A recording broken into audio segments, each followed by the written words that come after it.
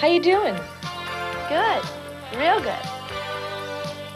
Walker and I are going to the movies this afternoon, down at the mall. It's not like a date or anything. Want to go? It's only $1 before 5. That sounds good. Let me ask Rich if he wants to. Ready? Ready as I'll ever be. So I was walking down the hall, and I'm just like, this guy, you know, I see him, and I'm smiling. And then I couldn't believe it. I tripped right in front of him, fell right on my face. It's the airheads floating in. Have we been getting into the laughing gas? It gets pretty wild in chemistry. All right, girls, come on, let's keep it under control for a while. And we're going to be on some major roads today. And we ought to talk about a couple of things before we get driving, okay? One of the most critical parts of driving is knowing where to look. You've got to keep your eyes moving, and you've got to train yourself to look ahead, sometimes a block or more. That's not an easy thing to do. And it doesn't come naturally to humans. Now, before you started driving, maybe the fastest you went was 15 to 20 miles per hour on your bicycle. And the farthest you had to look was maybe a few yards. But when you're going 40 to 50 miles per hour, well, you're playing by a whole new set of rules. Is that like in biology class? They showed us how animals that move fast, like an ostrich, have better eyes than slower animals, like elephants. That's it, exactly. Humans are slow animals. It's not that our eyes are necessarily bad, we're just not used to looking ahead. And it's something we have to teach ourselves to do when we drive. And no matter how good you are naturally, it takes a while before it becomes second nature. Why is it that young drivers, those with the sharpest eyes, the quickest reflexes, and the best training, are involved in more accidents than older people? Is it because drivers with experience know where to look? You got it. They know where to look and what to expect on the road. And they can react almost without thinking.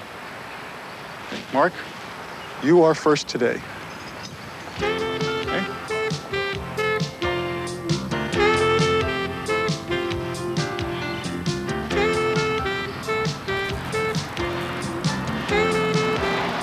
Let's turn left on University.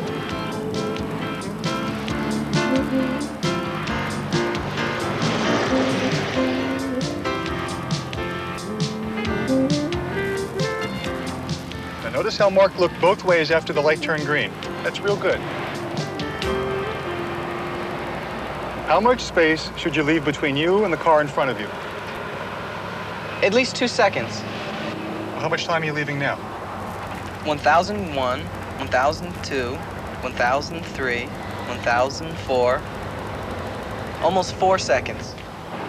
Sometimes I have a hard time knowing where to start and stop counting. Yeah, me too. If you have trouble sighting a driveway or a telephone pole, try using the street lines as markers. You know, even on a cloudy day, a car will have a shadow under it. Take a look at the car in front of us. See the shadow? You have to remember that the room in front of you isn't the only space you have to worry about. You have to position yourself so that there's room behind you and to the sides. And keep your eyes moving all the time. And know what's going on around you. Always try to leave yourself an out. Somewhere to go if a car pulls in front of you, or if the car in front of you stops, or if something else happens into your path of travel. And you should, pull over to the shoulder or even into the outside lanes. Now, during rush hour, having cars on both sides of you can make you feel penned in. So when you can, you might want to get into one of the outside lanes. And you should always change lanes according to traffic. Now, Janet, how far should you be looking ahead? The 2-second zone is for the distance between you and the car in front of you. Then you have a 4-second zone for the length it would take you to stop. And you should be looking ahead 12 seconds to see what's going on in the traffic up the road. Yeah, but don't get so caught up in counting that you're not paying attention to what's happening. And remember, you can look through windows of cars in front of you. You don't just concentrate on the closest bumper. Now, Mark, it would be smart to slow down a bit and let that car get farther in front of us. Now, when you're giving yourself room, it's important not to be in another driver's blind spot. Now you can get back up to the speed limit if you like. But there's no need to race up to a red light. Janet, why should you pace yourself to avoid stops? Well, a lot of streets have traffic lights timed, so you can hit each green light without braking. Just keep to the speed limit. If you don't have to brake, there's less wear and tear on the car, and you save gas, too. Anything else, Cindy? Well, there's your mental attitude that goes with it. Some people make it through every light when it's green, but then you'll see others race up to every red light like they're gonna get somewhere faster. At the next side street, why don't you make a right and let Janet take over?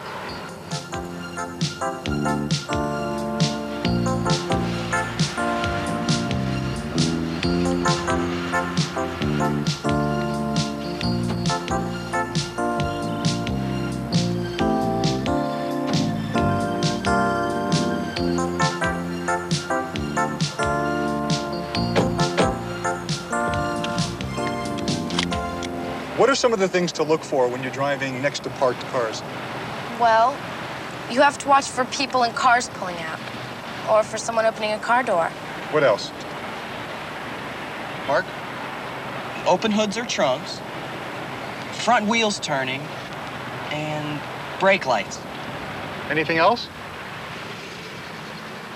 Look for people moving inside cars.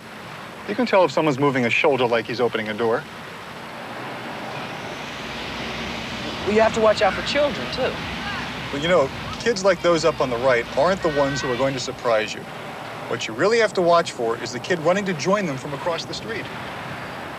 You're most likely to be surprised in a neighborhood like this one with parked cars and hedges than if you were driving next to wide open fields where nothing blocks your view. In any case, you have to keep your eyes moving all the time. And looking to the opposite sides of the street is something an experienced driver should do almost without thinking.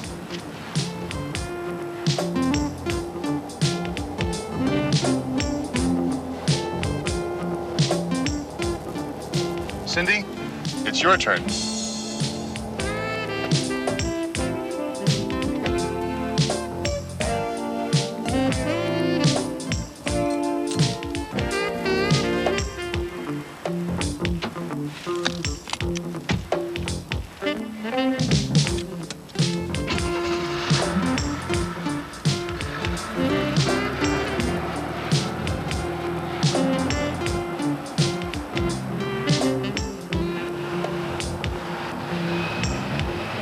When traffic's heavy like this, it's impossible to leave yourself 2 seconds. Someone always cuts in front of you. So what if they do? Drop back a little bit. You won't lose that much time. When traffic is thick, you'd be surprised how much room you can still leave yourself. But the important thing to remember is to leave yourself an escape route and as much space around you as you can. And what you want to do is become a part of the flow of traffic as smoothly as possible. And don't drive slower than everyone else. And don't tailgate.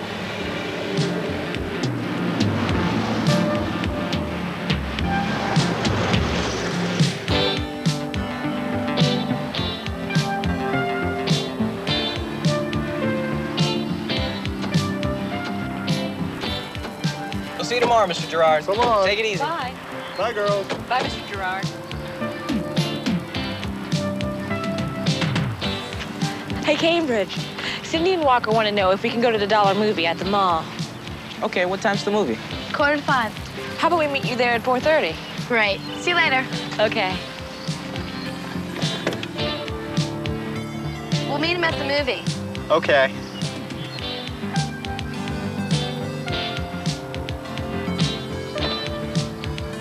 There's this new guy that Cindy is seeing. Oh, really? What's his name? His name is Eugene. Eugene? Yeah. Little short kid with big glasses. Well, he's really a brain. He's really smart. Yeah, but look at those glasses. I mean, gosh, he looks like Herb. But he's really a nice guy, and I don't think names really matter.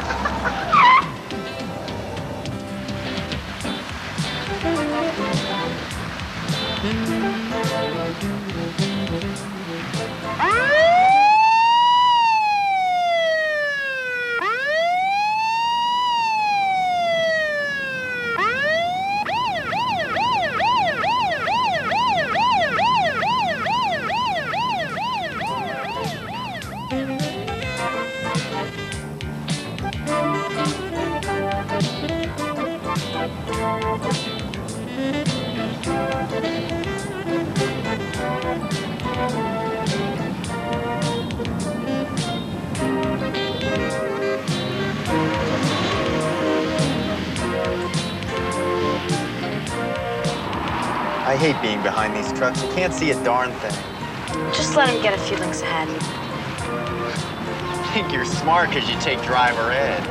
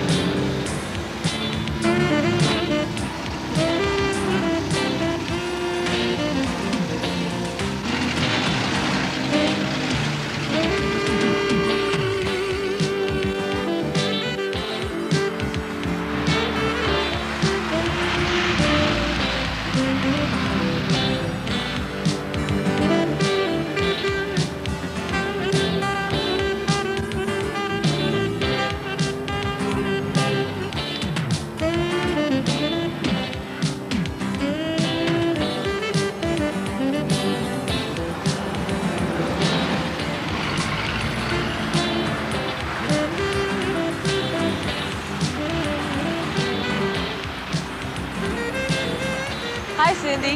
Hi, Walker. Hi, Janet. You guys been here long? Hey, man, that's a great car. Wait till I'm done with it. I hear you had to fight some heavy traffic this afternoon. It wasn't that bad. I've been giving her lessons on some of the finer points of driving. Walker, is there anything you're not an expert on? Now that you mention it, no. Come on, really?